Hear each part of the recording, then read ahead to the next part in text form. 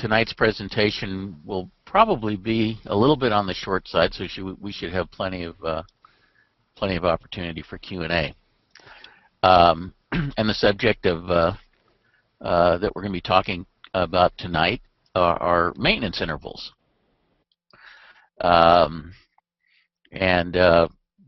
Anybody who owns an airplane is constantly dealing with things having to do with maintenance intervals, and so we're gonna focus on those tonight. And just to give you an idea of the kind of thing that I'm talking about, these are sort of some of the typical kinds of things that our clients hear from mechanics when their airplanes go in for annual inspection. It's been 6 years since your propeller was last overhauled, so we have to send it into the prop shop now as required by Hartzell. Your Bendix magnetos are past due for overhaul. Continental Motors requires that they be overhauled every 4 years. We need to pull the wing bolts on your Bonanza and send them out for non-destructive testing because Beach requires that be done every 5 years. The instructions for continued airworthiness on your Garmin Autopilot requires that the servo breakaway torque be checked at each annual. So we're going to have to pull the servos out of the airplane every year to do that. Your trim tab actuators, this is one that actually is in the service manual for my airplane. And pretty much every Cessna that's ever been built. Trim tab actuators need to be disassembled, cleaned, and lubricated every 200 hours, according to Cessna's maintenance manual. The oxygen regulator in your built-in oxygen system needs to be overhauled every 5 years per the manufacturer's instructions for continued airworthiness. We need to clean your fuel nozzles and adjust your fuel injection system annually according to the engine manufacturer's instructions. So that's the kind of thing that we're talking about when we talk about maintenance intervals. So a couple of questions. Are we required to do these things when the manufacturers specify them? And even if we're not required to do it, is it prudent for us to do these things? And that's what we're going to be talking about. The quick answer to those questions is most of the time the answer is no. We're not required to, and it's usually not prudent to. And I'll get into a lot more detail about that. But more often than not, doing these scheduled things that the manufacturers calls for is at best a waste of the aircraft owner's money, and at worst a good way to create a problem where none exists. As those of you who have participated in my webinars in the past or read my articles in Sport Aviation, you know that I'm an unabashed maintenance minimalist, and I don't believe in taking things apart when they're not broken. And that's really what most of these intervals are asking you to do. So when a mechanic tells you something like these things that I just put up, it's perfectly appropriate for you as an aircraft owner to say, thanks, but no thanks. Usually, in my experience, mechanics will accept your no without debate. Occasionally, the mechanic won't and will be convinced that these things are required. And if that's the case, you'll need to educate him. So we'll talk about exactly what the regulations say, and then we'll talk a little bit about what, at least in my opinion, is the appropriate way to deal with things like this. So let's start off and talk about the regulations. When is compliance with a manufacturer's maintenance guidance required by regulation? Now, manufacturer's guidance comes in 3 forms. Maintenance manuals, sometimes called service manuals. Instructions for continued airworthiness, which is a big mouthful, so we usually call them ICAs. And service bulletins. Those are basically the 3 kinds of documents in which aircraft, engine, propeller manufacturers, appliance manufacturers provide us with maintenance guidance. Manufacturer's guidance in those three forms also comes in two fundamentally different flavors, things that I call how-tos and when-tos. How-tos are what the FAA calls in their regulations, which we'll take a look at in a minute, methods, techniques, and practices. I call them how-tos. Occasionally I call them MTPs for methods, techniques, and practices. But those are manufacturer's guidance about how to do something. You know, how to take something apart, how to put it back together, how to overhaul it, how to repair it, and so on, how to inspect it. The other basic kind of guidance that we get from manufacturers are what I call when-tos. And that's really what the main subject of tonight's conversation is about. When-tos are intervals, TBOs, time between overhauls, time between replacements, time between inspections, and that sort of thing.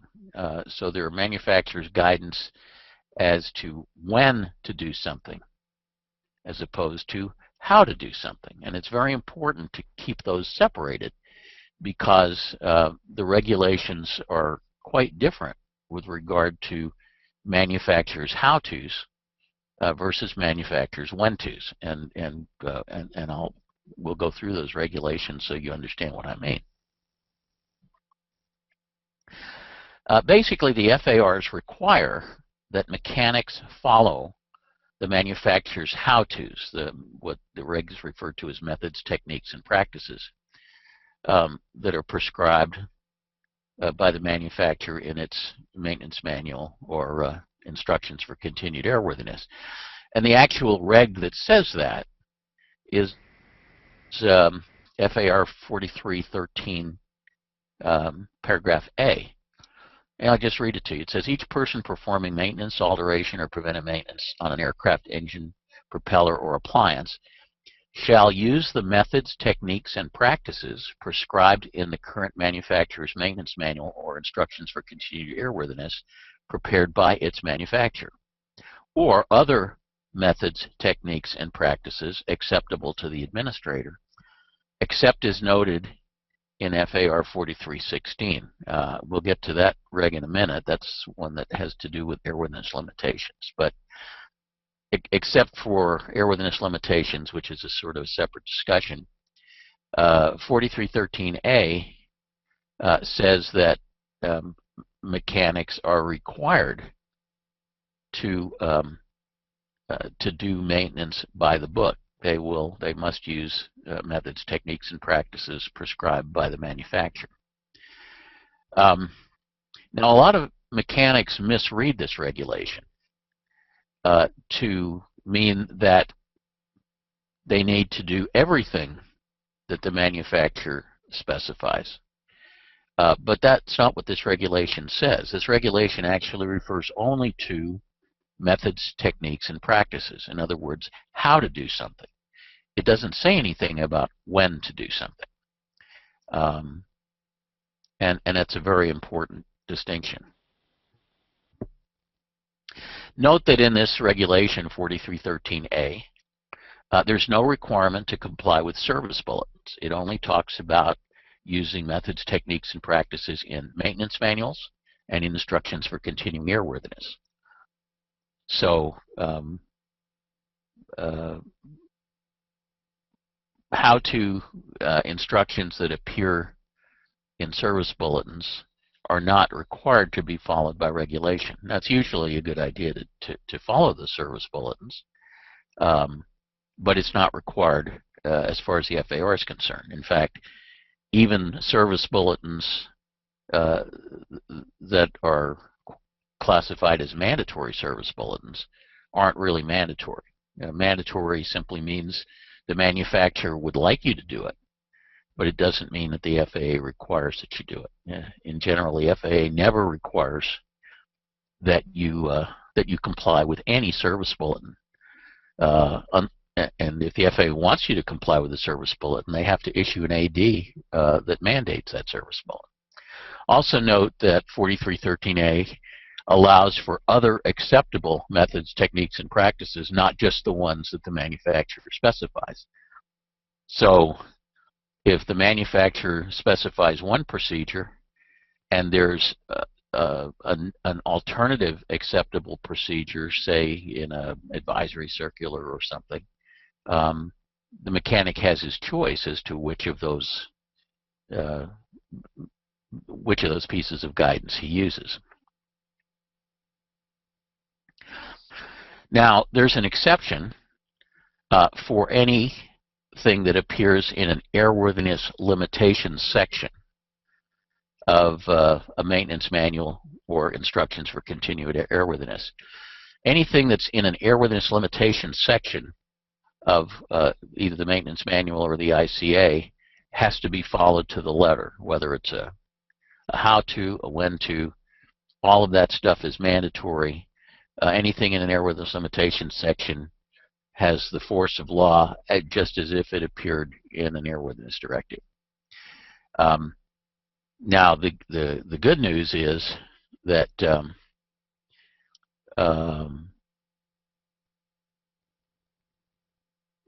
that airworthiness limitations sections don't apply to most of us. Let me just quickly go over the regulation 4316. It talks about this. It says each person performing an inspection or other maintenance specified in an airworthiness limitations section of a manufacturer's maintenance manual or instructions for continued airworthiness shall perform the inspection or other maintenance in accordance with that section.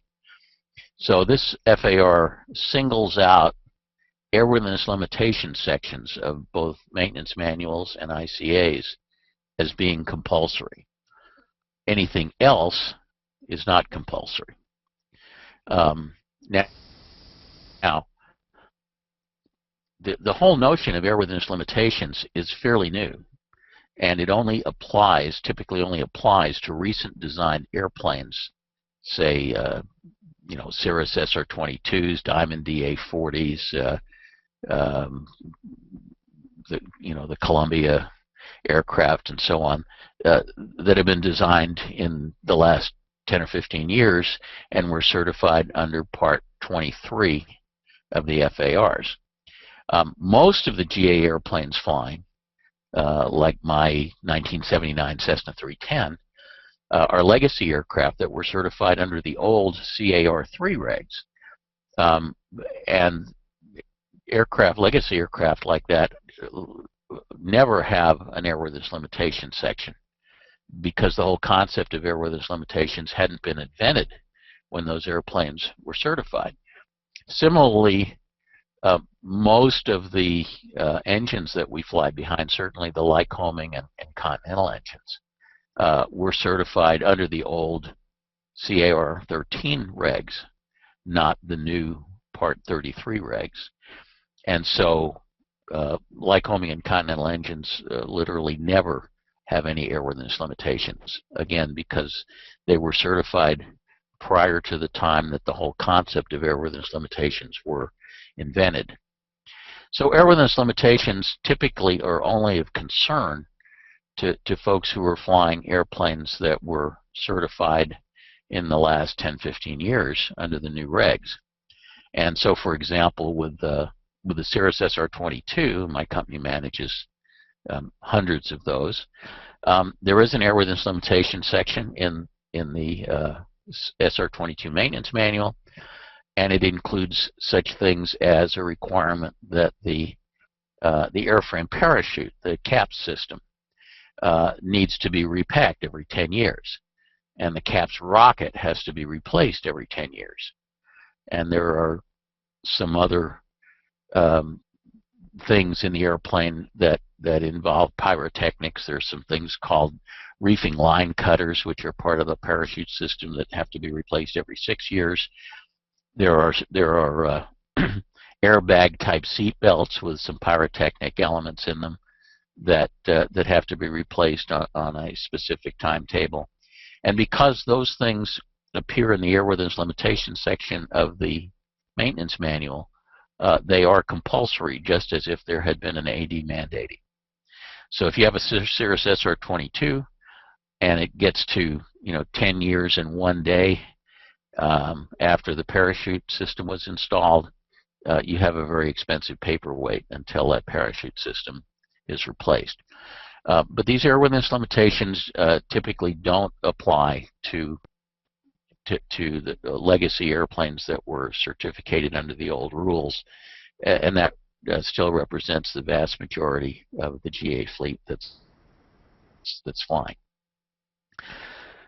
Okay, so we've talked about the fact that the regulations require mechanics to perform maintenance using the how-tos, the methods, techniques, and practices prescribed by the manufacturer. What about the when-tos? Things like time between overhauls, time between replacements, inspection intervals, and that sort of thing. Generally speaking, Part 91 operators are never required to comply with manufacturer prescribed intervals. And it doesn't say that anywhere in the regulations. But there is no regulation requiring us to comply with manufacturer prescribed intervals. So we don't have to do it. There's simply no regulation requiring us to do it. Now there are two exceptions to that. And there are two cases where we do have to comply with manufacturer prescribed intervals. And we've already mentioned what they are. The first one is if there's an airworthiness directive mandating that some manufacturer prescribed interval be complied with, then we have to do it. Airworthiness directives come from the FAA, and they're non-negotiable. If it came from the manufacturer, we can ignore it. But if it comes from the FAA, we have to do it. And the second exception, which we've already talked about, has to do with when-tos, intervals, that are set forth in an airworthiness limitation section of the maintenance manual or ICAs. If it's in the airworthiness limitation section, we have to do it. And of course, if we have a legacy aircraft, or if we're flying behind a Lycoming or Continental engine, there isn't going to be an airworthiness limitation section, so we don't have to worry about it.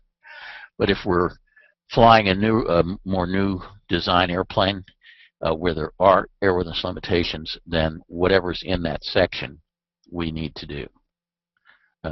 Like the Cirrus parachute that we talked about. And the requirement for those are in Part 91, 91-403. And the reg says the owner of an aircraft is primarily responsible for maintaining that aircraft in airworthy condition, including compliance with Part 39 of this chapter. Part 39 is the airworthiness directive part. So basically, 91-403A says we have to comply with airworthiness directives. No big surprise. I think every aircraft owner knows that. The second subparagraph in 91-403 says, no person may operate an aircraft for which a manufacturer's maintenance manual or instruction for continuing airworthiness has been issued that contains an airworthiness limitation section, unless the mandatory replacement time, inspection intervals, and related procedures specified in that section have been complied with. So this is the reg that says when-tos that appear in an airworthiness limitation section must be complied with. And as I said, anything in an airworthiness limitation section is just as if there was an AD mandating it. Anything in the airworthiness limitation sections are non-negotiable. But they only apply to relatively new designed aircraft and engines that were certificated under the new rules. Older stuff don't have airworthiness limitations, so if that's what you're flying, like I am, you don't have to worry about it. So the bottom line is that you never have to do anything when the manufacturer says it should be done, except for ADs and airworthiness limitations. But if you do it, if you choose to do it, then you must do it how the manufacturer says it should be done. So you have control over when or if the maintenance is done. But once you pull the trigger on the maintenance, the mechanic has to do it how the manufacturer says it's done. And that's the important distinction between when-tos and how-tos. You don't need to comply with manufacturer's instructions for continued airworthiness. Instructions for continued airworthiness is a very austere sounding phrase that strongly suggests that you need to comply with them, but you don't. The only time you need to comply with instructions for continuing airworthiness is if the ICA contains an airworthiness limitation section, and then you only have to comply with the stuff in that airworthiness limitation section. Most ICAs don't have an airworthiness limitation section, so we don't have to comply with any of them. You don't need to comply with manufacturer's service bulletins, even if they say that they're mandatory, unless that service bulletin is mandated in an airworthiness directive. The service bulletin comes from the manufacturer, we're allowed to blow it off. The airworthiness directive comes from the FAA, and we're not allowed to blow it off. That has the force of law, as we saw. It's written right into 91.403.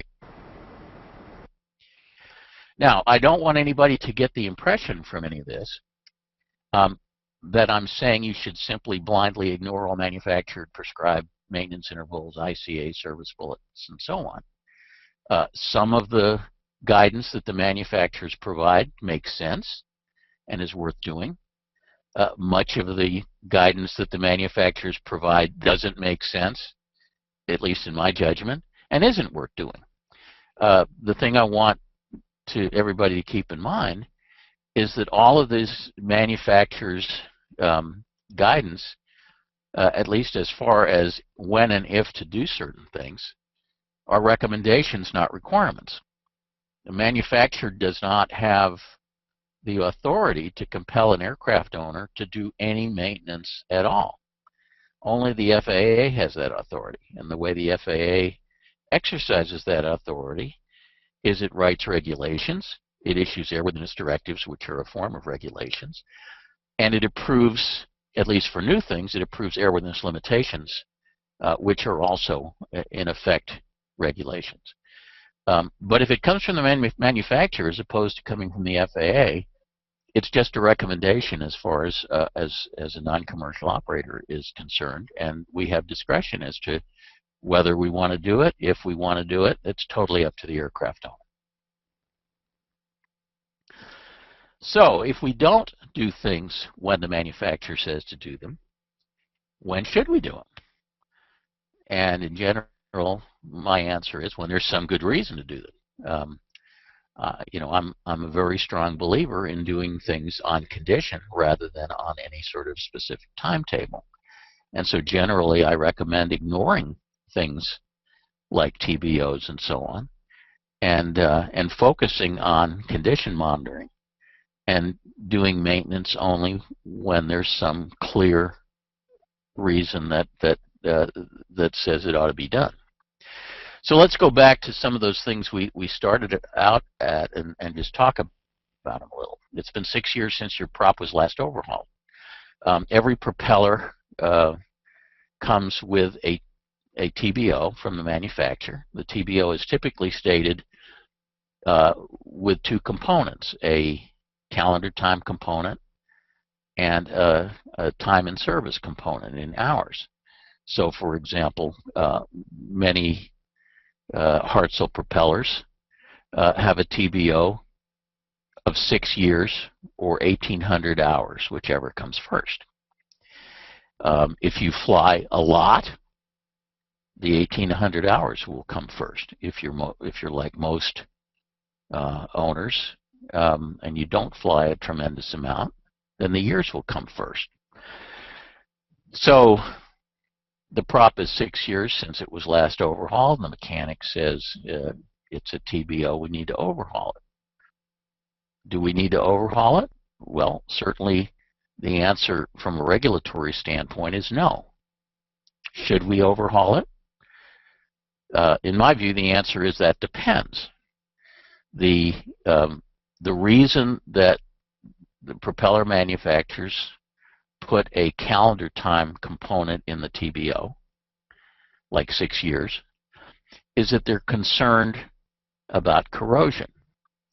And they're afraid that if they only had a TBO of, say, 1,800 hours and didn't put a calendar time component in it, then somebody that only flew 20 hours a year, could go for decades and decades without anybody ever opening up the prop, and they're concerned about corrosion. So they put a calendar time component to make sure that props on airplanes that fly very, very little don't go forever without somebody opening them up and inspecting them for corrosion. And when they set that 6 years, it's like all TBOs, it's a one-size-fits-all number, and they set it in a very, very conservative way so that it will be a good number for essentially the worst aircraft in the fleet, the airplane that is tied down outdoors in Tampa, Florida, for example, where corrosion risk is extremely high. And if you are tied down in Tampa, Florida, then it probably isn't a bad idea to have your prop opened up every 6 years. Now, I wouldn't overhaul it every 6 years. I would ask the prop shop to do what's called a reseal repair, where they open the hub up and they look inside and they do pretty much everything they do in a full overhaul, except they leave the blades alone. And a reseal repair is about half the price of an overhaul. But on the other hand, if the airplane was based in Tucson, then opening the prop up every 6 years looking for corrosion would be absolutely insane, because nothing corrodes in Tucson. The corrosion risk is essentially nil. Now, most people are somewhere in between the guy tied down outside in Tampa and the guy who is based in Tucson.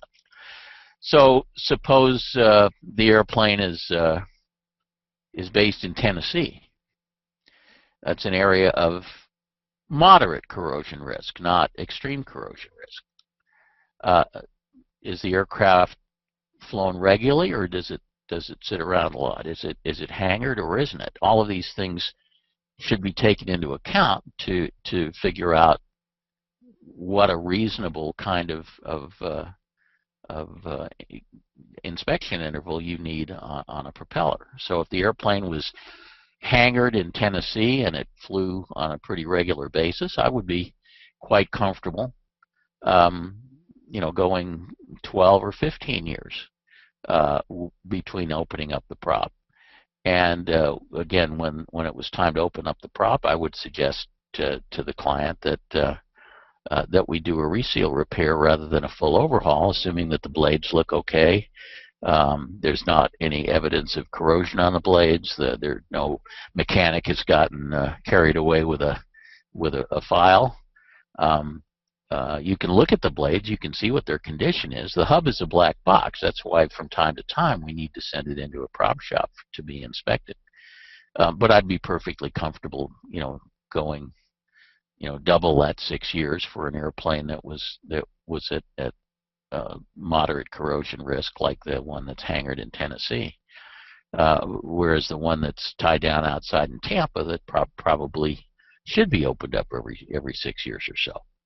So that's the approach that I would take to that. And again, the 6 years is purely a recommendation from the manufacturer, and you need to understand that it is a kind of a worst case recommendation that is calibrated to the worst case airplane, that the guy tied down outdoors in Tampa or Key West or wherever, and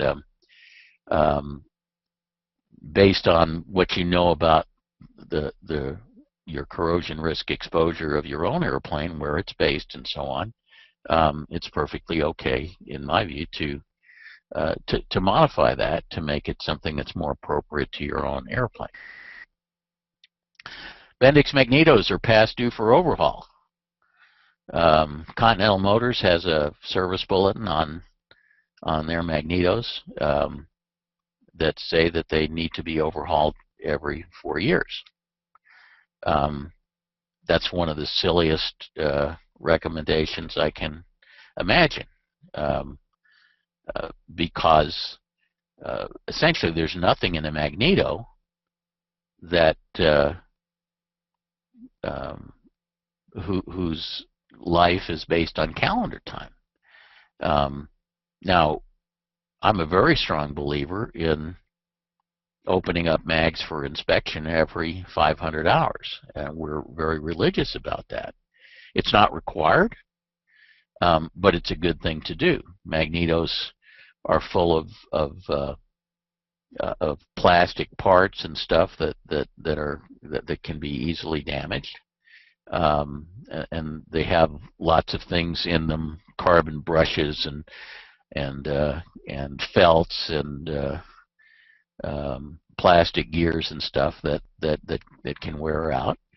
And there's no way to determine the condition of that mag while it's sitting on the engine. It really has to come more often, be torn down. So we do that every 500 hours. We certainly don't do it based on calendar time. I don't care if the mag is 10 years old. If it doesn't have any time on it, there's no particular reason to tear it down, because mags don't age with calendar time. Corrosion is not really an issue in mags, with one exception. Pressurized mags do have corrosion problems, but the vast majority of magnetos, the appropriate way to inspect them is to do it on time and service, on hours, not on calendar time. And again, just like the prop, when we get to the 500 hours, we don't recommend overhauling the magnetos. That's overkill. What we recommend is what's called an IRAN, inspect and repair as necessary, where the magneto is opened up by a mag specialist, inspected. Any parts that seem worn get replaced. There are certain parts that are always replaced at the IRAN, but it's not a full overhaul. It's just an inspect and repair as necessary, where we give the mag specialist discretion to replace the parts that look to him like they need to be replaced, and to leave everything else alone. And we like to do that every 500 hours. Certainly not every 4 calendar years, because doing it on calendar time just doesn't make any sense. And just because Continental says that they want us to do it every 4 years doesn't mean we have to do it every 4 years. That's just a mere recommendation on their part, and not a particularly sensible one, if you ask me. We need to pull the wing bolts on your Bonanza. Beach wants wing bolts removed for non-destructive testing on Bonanzas and Barons. That's a crazy idea. If you talk to the American Bonanza Society, they'll say don't do it. Just because Beach says to do it doesn't mean there's any reason that you're required to do it, certainly. And it really doesn't make sense to do it. Basically, what any sensible person would say is that you inspect the bolts, the wing bolts, and if there's no obvious evidence of corrosion, you leave them alone. There has never in history been a wing bolt failure on a Bonanza or Baron. So this is just a nonsensical recommendation that has the potential of doing far more harm than good. This is one of those things where it should just be inspected, and if there's no obvious problem, leave it alone. Instructions for continued airworthiness on your Garmin autopilot. We've got a bunch of Garmin autopilots in the relatively new Cirrus fleet that's equipped with fancy Garmin avionics, and they have instructions for continued airworthiness that calls for pulling the servos out of the airplane and measuring their breakaway torque at every annual inspection. That's a lot of work, and it has the potential of breaking the autopilot. And in our view, there's no good reason to do it. So we recommend to our clients, if the autopilot seems to be flying fine, just tell the shop, thanks but no thanks. We don't want to comply with those instructions for continued airworthiness. Again, a Part 91 operator has no obligation to comply with instructions for continued airworthiness, even though it that phrase sounds very compulsory. It isn't, and unless the ICA has an airworthiness limitation section in it, you can completely ignore it. I'm not saying you should always ignore instructions for continued airworthiness. I'm just saying that it's only a recommendation and it's not a requirement. In this case, it seems like a pretty dumb recommendation. And those Garmin ICAs do not have an airworthiness limitation section in them, and so this breakaway torque check is absolutely not required by regulation, and so we generally suggest to our clients that they not do it, that they decline it. This trim tab actuator thing is one that I always use as an example when I'm teaching a class about this stuff, because it's the height of ridiculousness.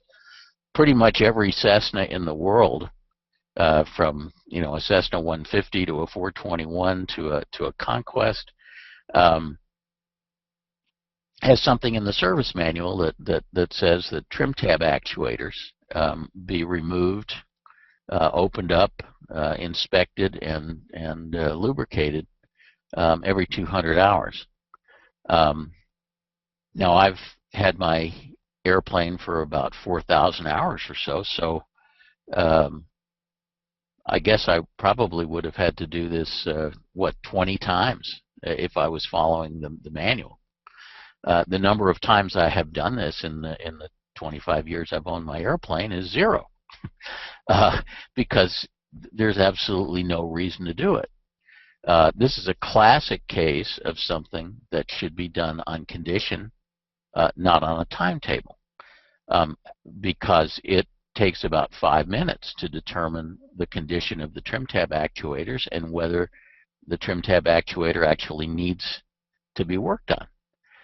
The procedure is basically has 2 steps to it. The first step is you climb into the cockpit and you roll all of the trim wheels, and on my airplane there are 3 trim wheels for aileron, elevator, and rudder. You roll all the trim wheels from one extreme of travel to the other extreme of travel and make sure that they move throughout the range without any obvious binding or anything.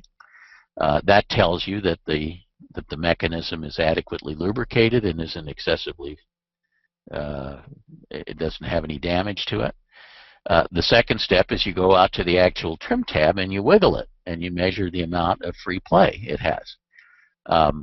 And the service manual has maximum free play limits for all 3 trim tabs. So if the trim tab doesn't have excessive wiggle to it, that means that the trim tab actuator and its rod ends and so on are not excessively worn.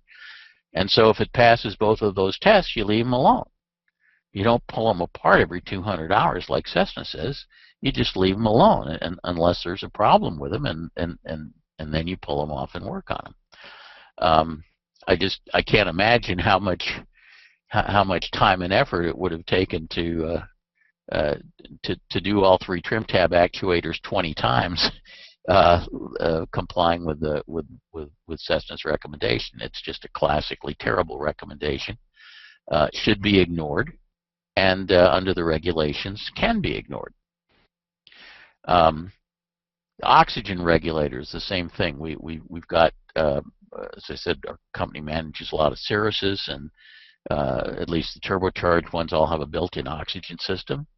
And the oxygen system manufacturer wants the regulator to be pulled out of the airplane and sent in for overhaul every 5 years. That doesn't make any sense to me. Unless the regulator has been exposed to some severe corrosion issue, regulators will typically go for decades without any problems at all. And the notion of pulling them out of the airplane every 5 years for no particularly good reason doesn't make much sense. So we generally recommend to our clients not to do that. There's no regulation requiring that it be done. That 5-year interval is in the instructions for continuing airworthiness for the system. but the ICAs do not have an airworthiness limitation section. Well, I take it back. They actually do. There's an airworthiness limitation section in the ICA for that precise flight oxygen system, and it says that there are no airworthiness limitations. So end of story. We don't really have to pay any attention to that, and it's one of those recommendations that we think best ignored. One of my pet peeves: we need to clean your fuel nozzles and adjust your fuel system annually. That's every Continental injected engine has those instructions.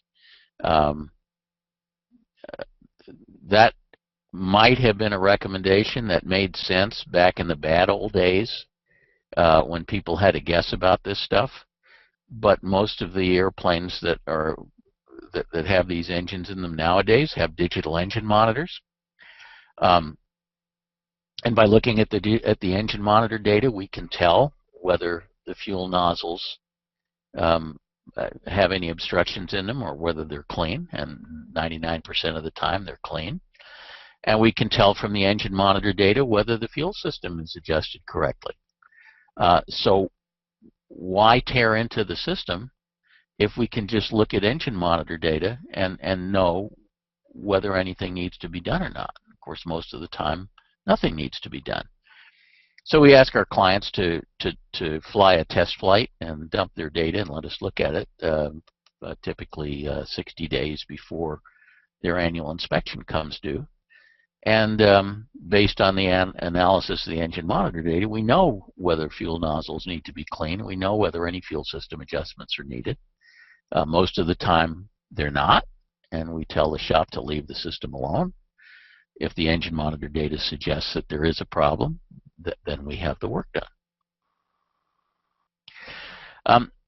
Just remember, mechanics will always do things by the book unless you instruct them to do otherwise. The reason they'll always do things by the book is A, that's how they're taught in A&P school, and B, doing it by the book minimizes their liability. So if you leave things up to mechanics, they typically will follow the manufacturer's instructions to the letter. If you don't want them to do that, then you have to tell them no. And that's a perfectly legitimate thing for owners to do, and it's something that we do 100 times a day in our managed maintenance practice. So Tim, that's pretty much all I have for this evening. Here's some upcoming webinars. The last two you don't even know about. I need to send you an email on that, but I have I'm starting to try to fill in the webinar schedule. But these are the next 4 first Wednesdays of the month, and I think they're going to be some pretty interesting ones. So let me put my contact information up on the screen, and why don't we do a little bit of Q&A, and anybody who doesn't get their questions answered during the Q&A session this evening, or if you have something that is more lengthy that you'd rather do with me privately, feel free to drop me an email. My email's on the screen, and I'm always happy to answer questions. Tim? Great, thanks, Mike. We do have a number of questions that have come in here. A number of questions from different people, kind of questioning how does all this pertain to experimental aircraft, and some questions about how it might pertain to other types of airworthiness certificated aircraft like special light sport aircraft. So I don't know if you just want to make a comment about that. Well, first of all, I'll make my usual comment that all my experience is almost completely in the world of certificated aircraft.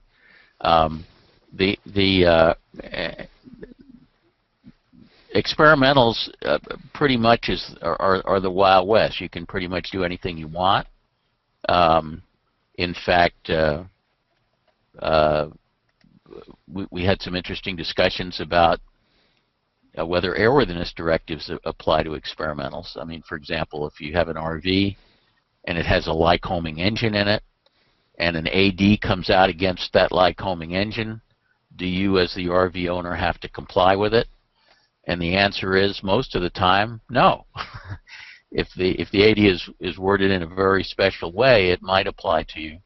But in most cases, experimental aircraft don't even have to worry about complying with airworthiness directives. So it's the ultimate in having total owner discretion as to what maintenance is done, which, you know, from my point of view, is a good thing. LSAs are a whole different universe. I don't know a lot about them, but what I know I don't like from a maintenance standpoint. I mean, I think SLSAs are wonderful, but the way the SLSA rules have come out,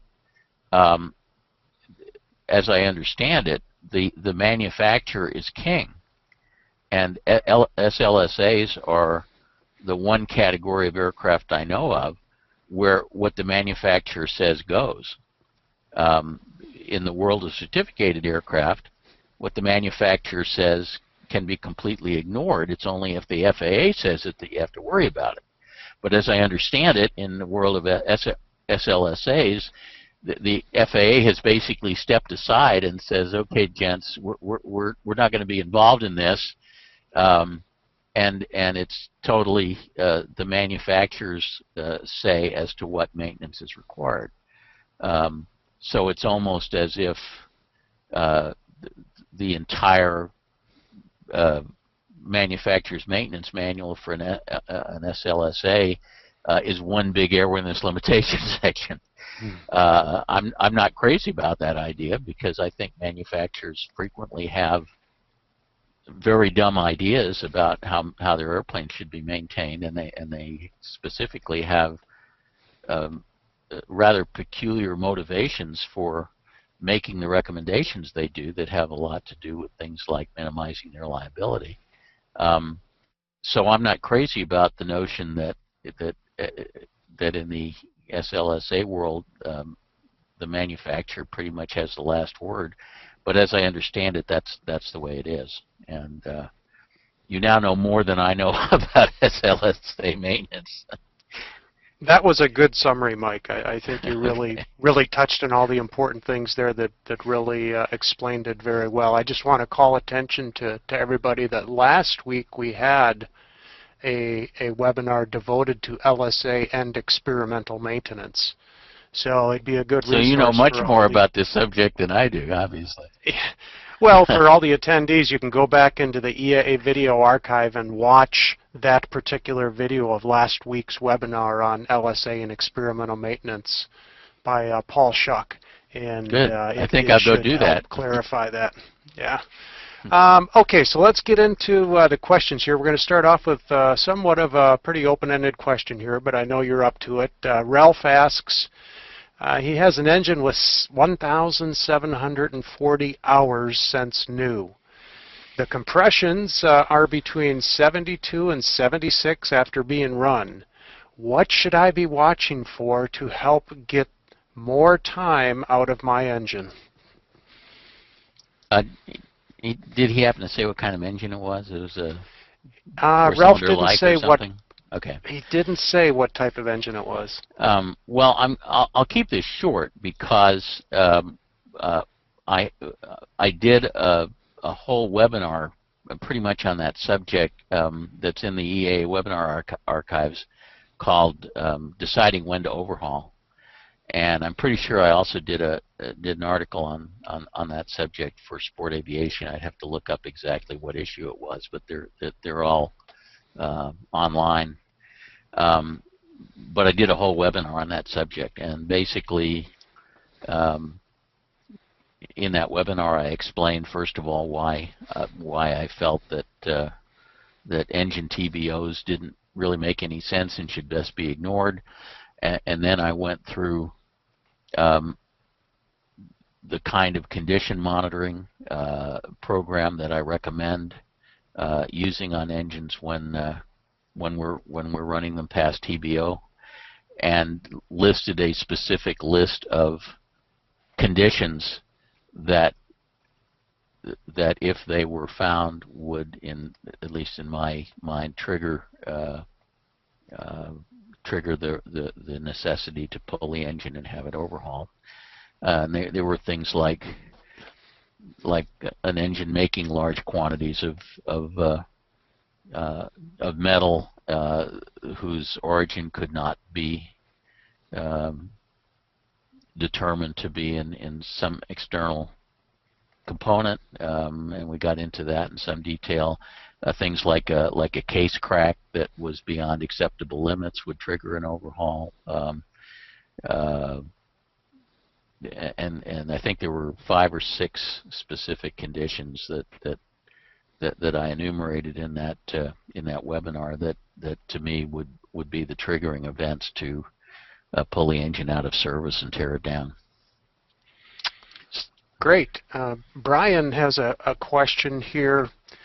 Is there an increased legal risk for me as an A&P by not following manufacturers' interval guidelines? How do I stay out of legal trouble? Well, that's a great question, and the answer is that that under the regulations, it is the owner/operator's responsibility to make these decisions, not the A&P's. In the absence of guidance from the owner, the only really safe thing for you to do is to follow the manufacturer's recommendations. And so let me make it clear, I'm not suggesting that A&Ps initiate these deviations from manufacturer's recommendations. They have to come from the owner, and they should come from the owner in writing. And if you have something in writing from the owner saying, you know, you say the magnetos are due for their 4-year overhaul, and the owner comes back to you in writing and says, I decline that work, then you're off the hook, because it is not your decision as to when those magnetos should be overhauled. It's really the owner's decision. I mean, when you're doing an annual on an airplane, for example, you are making an airworthiness determination on that aircraft. And an airworthiness determination really has 2 components. First of all, does the aircraft comply with its type design? And second of all, is it in condition for safe operation? The compliance with type design is an objective standard, and there is nothing in the regulations requiring that those mags be overhauled at 4 years. The condition for safe operation is the opinion of the IA who's signing off the annual. It's a subjective judgment. But you know, unless you have some reason to believe that there is some component in a magneto that turns into pixie dust every 4 years, I can't imagine any valid reason for thinking that not overhauling a magneto every 4 years renders it not in condition for safe operation. So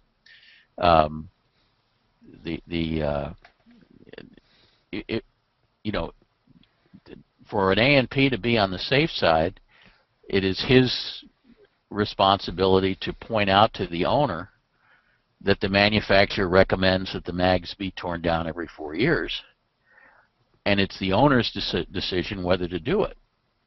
And if you have paperwork where you have put this on your discrepancy list as a non-airworthiness discrepancy, but pointed it out to the owner, and the owner has declined it in writing, then it seems to me you're in really good shape as far as liability is concerned. Great.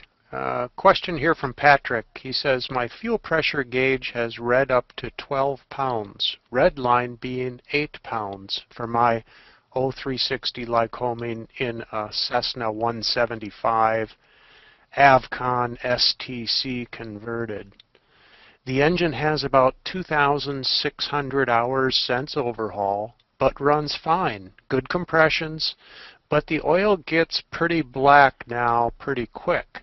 My mechanic says that the fuel pump should be replaced at 2,000 hours TBO. So should it be replaced now? What do you think? Again, the engine runs fine, and the high fuel pressure is only on the ground and comes down below red line during/after takeoff. The oil has only started to turn black after I recently, about 50 hours ago, started using CamGuard. Okay, well, this sounds like two separate issues if he's really talking about fuel pressure. I am unaware of any history of Lycoming fuel pumps failing. They can develop leaks. They can develop, sort of marginal problems. Continental fuel pumps are the same way. Sometimes a seal will go bad, and you'll start getting fuel leaking out the dry bay drain or something like that. Sometimes on the turbocharged ones, the aneroids start leaking and they don't quite compensate correctly. But the fuel pumps don't fail. They don't cause you to fall out of the sky. They don't have any history of doing that, to the best of my knowledge. So given the fact that fuel pumps have a failure mode that tends to be pretty docile and doesn't create a safety risk, I don't see any good reason to be overhauling the fuel pump at TBO.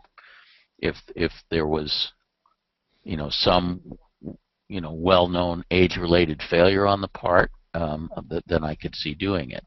To the best of my knowledge, that's not the case here. As far as his oil is concerned,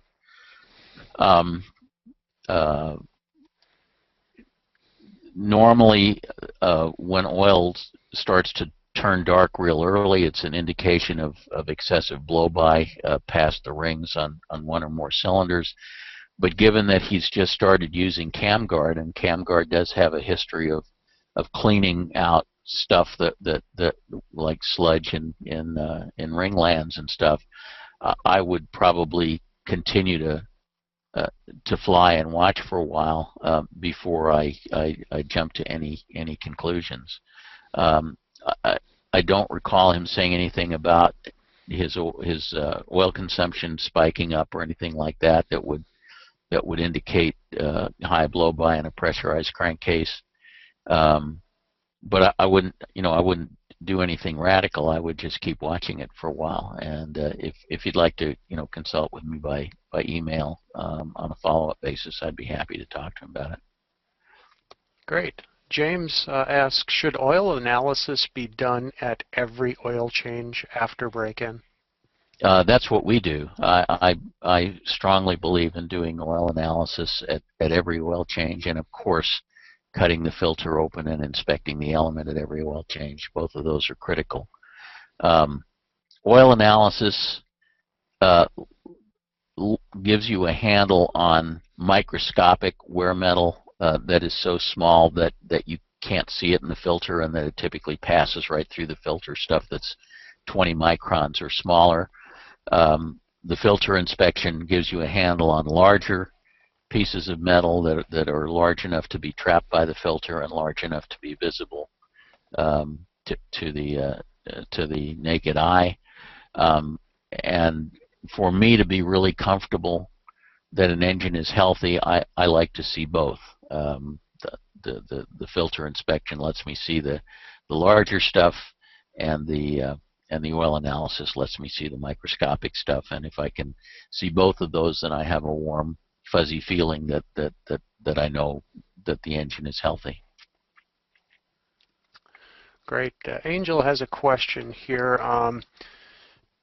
He owns a standard category Sky Arrow 650 that has a Rotax engine in it, and Rotax requires replacement of all rubber parts and hoses at 5 years on certified engines like what's in his Sky Arrow. And he's wondering, does he have to comply with that requirement? Do you know what a Sky Arrow is? Because I don't. Is that It's an a high experimental? wing pusher. No, it's actually a standard category type certificated aircraft. It's Italian. High Okay. wing, two-seat pusher, Rotax 9 series engine. Well, I mean, the answer is that unless if this is a standard category certificated aircraft, that unless that 5-year replacement interval is in an airworthiness limitation section someplace, it is not compulsory. Great. Okay, Anders is wondering, And is there I a I don't know enough about Rotax engines to comment on whether it's prudent or not. Because I just don't have experience with Rotaxes. But from a regulatory standpoint, if it's a standard certificated aircraft, then replacement times like that 5 years would only be a requirement if it appeared in an airworthiness limitation section or if there was an AD compelling it. Gotcha. Anders is wondering, is there a requirement for Part 91 operators to conduct transponder and altimeter inspections every 2 years, referencing Part 91 411 and 413, specified on Part 43 Appendix E and F? Well, of course there is, but it's important to understand that those biennial certs are not airworthiness issues, and they have nothing to do with the annual inspection, and the fact that the transponder or altimeter is out of cert would not be a reason that an IA would not be able to sign off the aircraft as airworthy. Those biennial certs are strictly operational limitations, not airworthiness limitations. If the transponder is beyond it hasn't been certed for 2 years, you're simply not allowed to turn it on. And if you're not allowed to turn it on, then there's some airspace you're not allowed to fly in without an ATC waiver. But it has nothing to do with airworthiness of the aircraft. And many owners don't have their biennial cert cycle synchronized with their annual cycle. Typically, if people have their annuals done at a shop that has avionics capability, they will frequently have the certs done every other annual just because it's convenient. But many shops don't have any kind of avionics capability, and you take the airplane into the maintenance shop for maintenance, and you take it to the avionics shop when you need the certs done. And there's no particular reason that those need to be synchronized. But the certs are not airworthiness issues. They're strictly operational issues. Great. John asks, as a Part 91 twin turboprop operator, we are required to adopt a maintenance inspection program. The vast majority of similar aircraft operators adopt the manufacturer's program. It would be nice if there were an inspect and repair on condition plan out there. What are your thoughts? Well, first of all, again, I need to explain that my experience is not with multi-engine turbine aircraft, and that my company explicitly limits its practice to pistons and single-engine turbines because, as this member points out, when you get to multi-engine turbines or aircraft that are over 12,500 pounds, the rules radically change.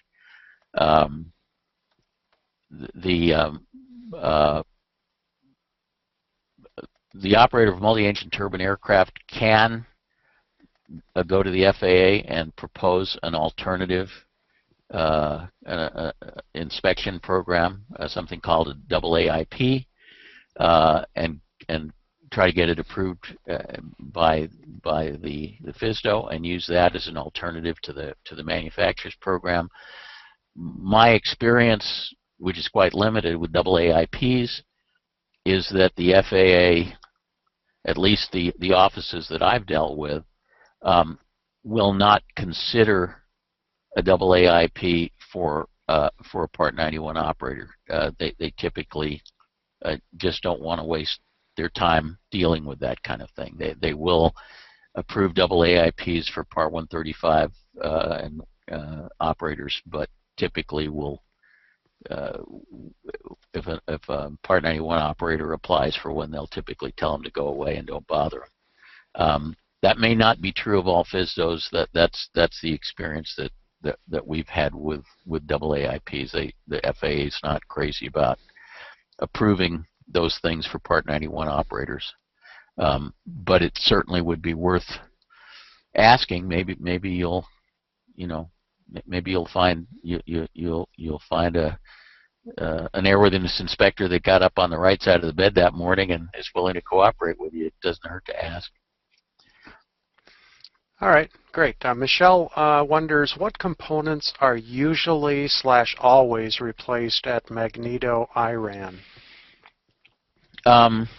Well, there are consumable components, if you will, things like the carbon brushes and the felts and so on, that are normally always replaced at Magneto IRAN, and those are very inexpensive components. The points are normally inspected and replaced on condition. The condenser is normally tested, and also the date code. Those things have date codes, and they're the one component in mags that actually should be replaced on calendar time. And typically, if the condenser is older than about 10 years, it gets replaced because it's an electrolytic capacitor, and the dielectric tends to break down after a period of time. But I mean, it's like a decade or so, and everything else is pretty much done on condition. Okay, follow up here then from Eric. He says he has a Cessna 150 with an O200A, and it has a slick 447 magnetos. Would I be better off replacing these or inspecting, overhauling them at 500 hours?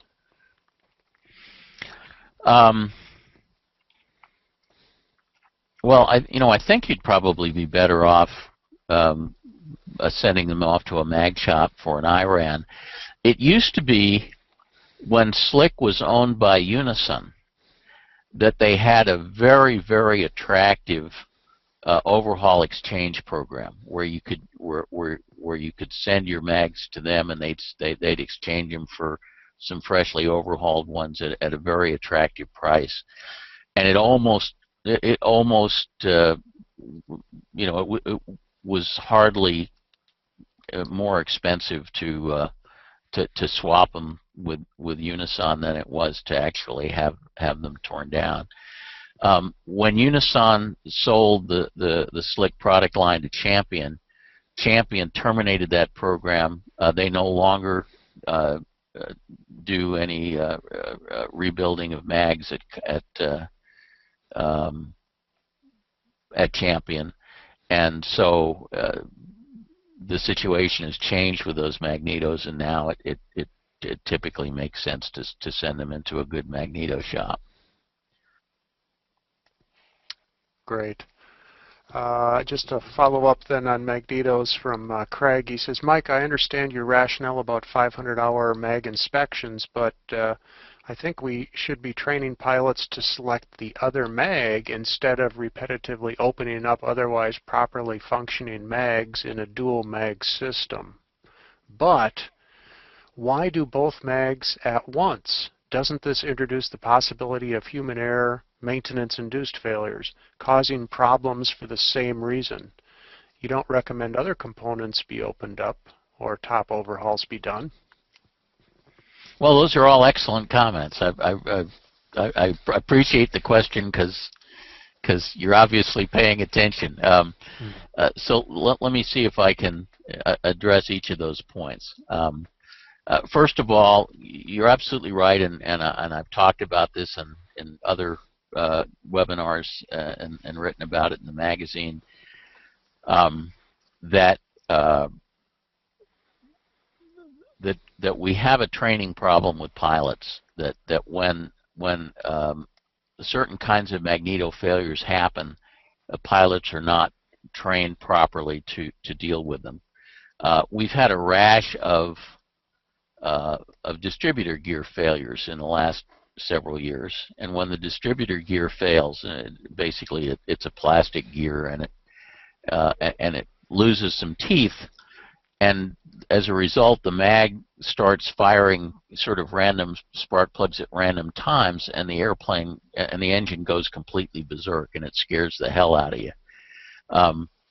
And in every instance where one of our clients has had a failure like that, they've treated it as an emergency, and not one of them has taken the time to isolate the problem, because if a mag goes berserk like that and you simply shut it off and run on the other mag, the engine runs fine and you can fly to wherever you wanted to fly and deal with the problem in a relaxed fashion.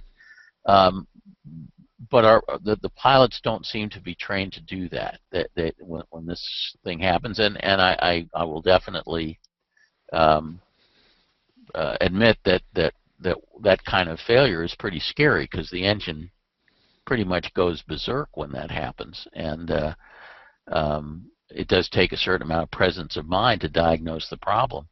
But the funny story I have about that is that one of our clients that had this kind of failure, and we've had at least a half a dozen clients experience those sorts of failures.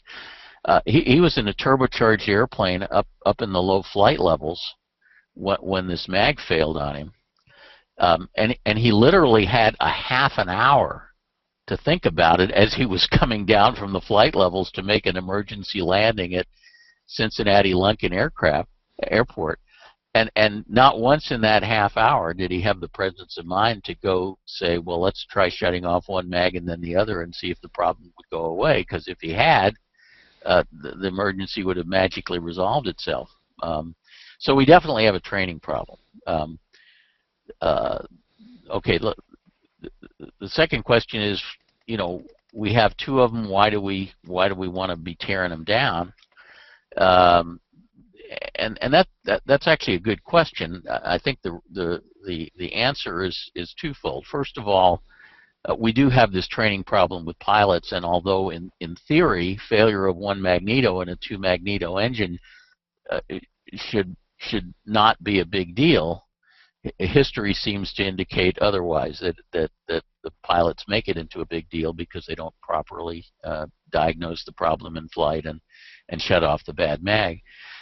The second concern is that when a mag fails in that fashion, and the mag starts firing random spark plugs at random times, it does have the potential to do significant damage to the engine. So based on both of those considerations, and the fact that magnetos, unlike most of the components in our aircraft, are pretty much black boxes from the standpoint of an A&P mechanic who's inspecting the aircraft. You really can't determine the internal condition of the magneto without removing it from the engine and tearing it down. So when we put all those things together, my best judgment is it's a good idea to tear down the magnetos every 500 hours and take a look. We don't do a full overhaul, but we at least open them up, take a good look at everything, replace the consumable stuff and any other parts that look questionable, reset the internal mag timing, the E-gap, put it back together. You could argue otherwise, and I think you could probably make a good argument. It's sort of a tough balancing act to make that decision, but that's sort of where I've come down on the issue, at least for the clients, for the aircraft that I'm responsible for. And the third part of the question was, why not stagger the 500-hour IRANs and not do both mags at once?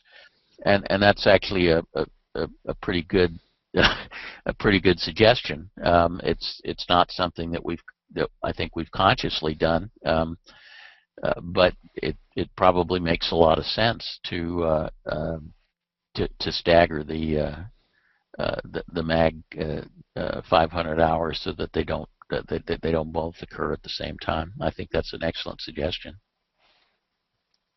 Awesome. Bob says, first I would like to take a moment to thank you for taking the time to instruct us in this area. In a recent article you wrote on performing of a compression check at annual inspection.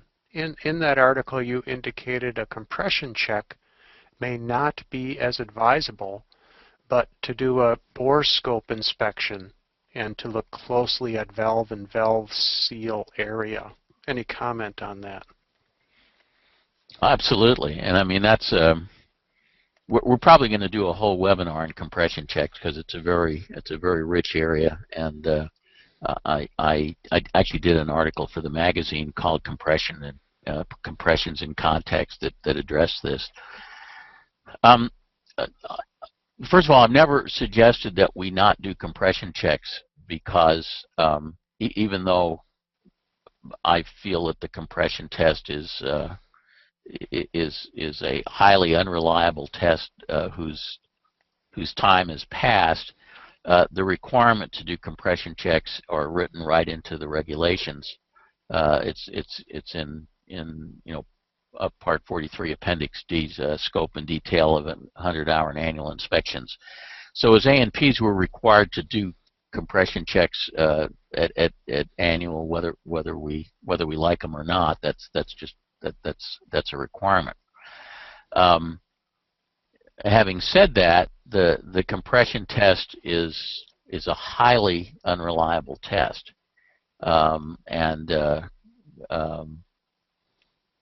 Continental about 10 years ago came out with a service bulletin that basically expressed their feeling that although we have to do compression tests, we shouldn't trust them, and that the bore scope inspections are much more trustworthy. So Continental has set up what I think is an excellent protocol for making the decision as to whether a cylinder needs to be removed or not. And it basically consists of doing a compression test with a no-go threshold that is determined by a master orifice tool rather than the old 60/80 standard. The typical master orifice thresholds are typically somewhere in the low 40s. So Continental basically says if the cylinder has a compression of somewhere in the low 40s or better, it's not going to be rejected on the basis of compression. But they also want a bore scope inspection done of every cylinder, and I'm pretty much a bore scope fanatic because I think it's a much more reliable way of determining cylinder condition accurately than the compression test is.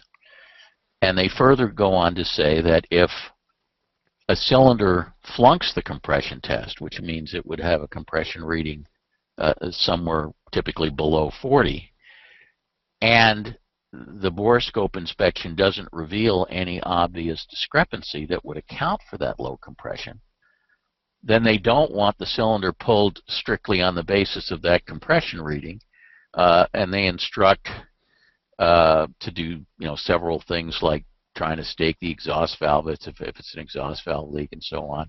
And if all else fails, they instruct that the airplane be flown for a minimum of 45 minutes, and then the compression of the questionable cylinder be retested hot. And we almost, when we have shops follow that protocol, invariably the compression reads 10 points higher on the retest than it did on the original test, and many times cylinders that flunk the original compression test pass on the retest. We had one particularly notable case of a Cirrus SR-22 down in Tampa, Florida, where where one of the cylinders measured 38/80. The owner flew the airplane for an hour, brought it back, and they rechecked the cylinder, and it measured 72/80, which is a pretty big difference. But it just underscores how unreliable the compression test is. And we do have to do it. It's written into the regs.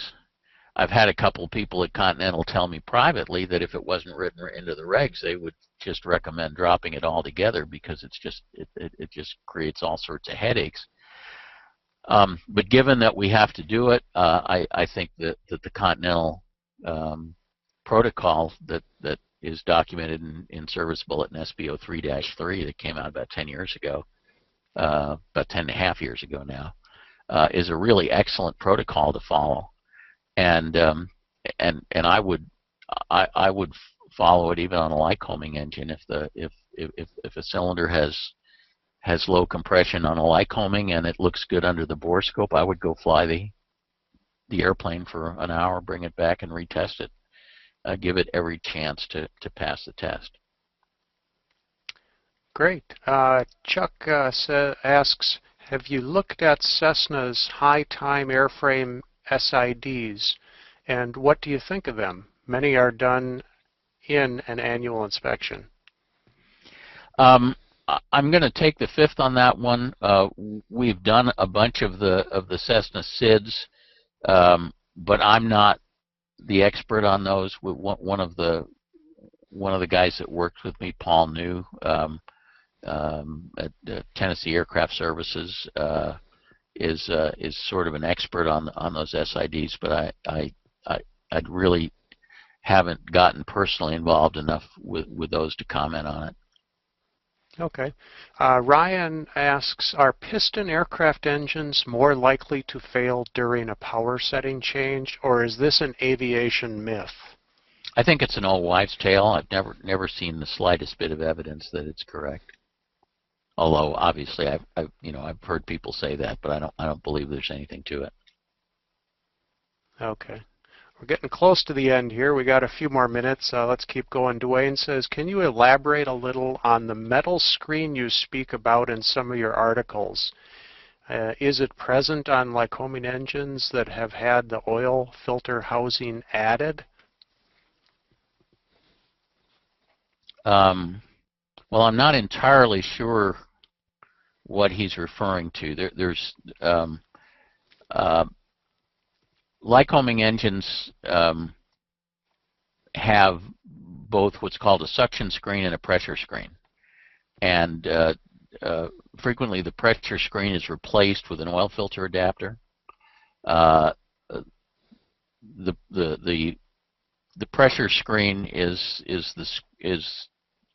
or oil filter, either one, come after the oil pump. The suction screen comes before the oil pump. It's right at the pickup point in the sump where the oil pump gets its oil from. And the suction screen is a coarser screen whose purpose is to prevent any large pieces of metal from going through the oil pump, metal that would be large enough that it could actually damage the oil pump. Lycomings all Lycomings, as far as I know, have a suction screen that is removable for inspection. Although on some aircraft, it's hard to get to because some airplanes have engine mounts that sort of get in the way. But to the best of my knowledge, all Lycoming engines have a removable suction screen that can be inspected, and the Lycoming maintenance guidance calls for inspecting the suction screen at every oil change, the same time that you would inspect the oil filter. Continental engines also have a suction screen, but it's not removable for inspection, and typically it is not inspected. We have had a couple of cases where we needed to get a look at a suction screen in a Continental engine and have been able to work a bore scope in through the oil drain hole and get a look at it. But it's not easy to do, among other things, because you always wind up getting oil on the lens of the borescope and you can't see what you're doing. But Lycoming engines are built with a removable suction screen. Whether it's easy or hard to remove kind of depends on the engine installation. All right, Ron asks, how often do wheel bearings need to be repacked on an aircraft flying 100 hours per year? Well, I recommend doing it every year on a calendar basis rather than on an hourly basis, because again, one of the functions of repacking the wheel bearings is to make sure that they're full of grease so that moisture can't get in. Normally, when wheel bearings need to be replaced, it's not because they wore out, but because the rollers were affected by corrosion and started doing damage to the races. And so the key is to keep moisture out of them, and the best way to do that is to always make sure they're full of fresh grease. So I'm sort of a believer in doing the wheel bearings every year. Great. Number of comments thanking you for the webinar today, Mike. Entertaining and informative as usual. I want to thank you for being with us tonight.